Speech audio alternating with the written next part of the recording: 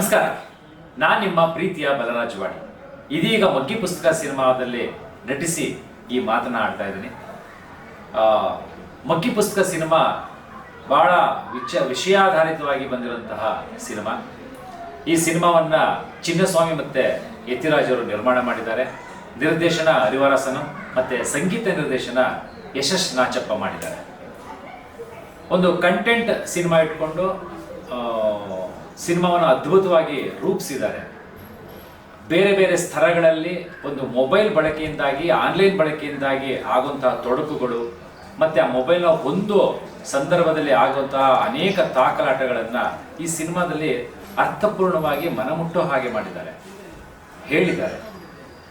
ಸಂಗೀತ ಅಂತೂ ಯಶಸ್ ನಾಚಪ್ಪ ಅವರು ಅದ್ಭುತವಾಗಿ ನಮಗೆ ಕೊಟ್ಟಿದ್ದಾರೆ. ಅದರಲ್ಲೂ ತಾಯಿ ಮತ್ತು ತಂದೆ ಸಂಬಂಧಪಟ್ಟಂತಹ ಹಾಡು ಅದ್ಭುತವಾಗಿ ಒಡಮೂಡಿದೆ. ನಾವು ಆ ಪಾತ್ರಗಳ ಜೊತೆನೇ ಸಂಚಾರ ಮಾಡೋ ರೀತಿ ನಮಗೆ ಈ ಸಿನಿಮಾದಲ್ಲಿ ನಿರ್ದೇಶನ ಮಾಡಿದ್ದಾರೆ, ಸಂಗೀತ ನಿರ್ದೇಶನ ಮಾಡಿದ್ದಾರೆ ಯಶಸ್ ನಾಚಪ್ಪ.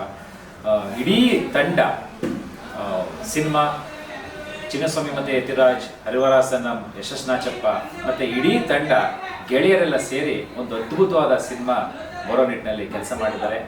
ಈ ಸಿನಿಮಾಗೆ ಛಾಯಾಗ್ರಹಣ ನಂದಕುಮಾರ್, ನಂದಣ್ಣ ಬಹಳ ಅತ್ಯುತ್ತಮವಾಗಿ ತೆಗೆದುಕೊಂಡಿದ್ದಾರೆ. ಹಾಗೆ ಸೆಟ್ ಡಿಪಾರ್ಟ್ಮೆಂಟ್ ಆಗೋದು, ಕಾಸ್ಟ್ಯೂಮ್ ಡಿಪಾರ್ಟ್ಮೆಂಟ್ ಆಗೋದು, ಮೇಕಪ್ ಡಿಪಾರ್ಟ್ಮೆಂಟ್ ಆಗೋದು ಅತ್ಯುತ್ತಮವಾಗಿ ಈ ಸಿನಿಮಾದಲ್ಲಿ ಕೆಲಸ ಮಾಡಿದ್ದಾರೆ.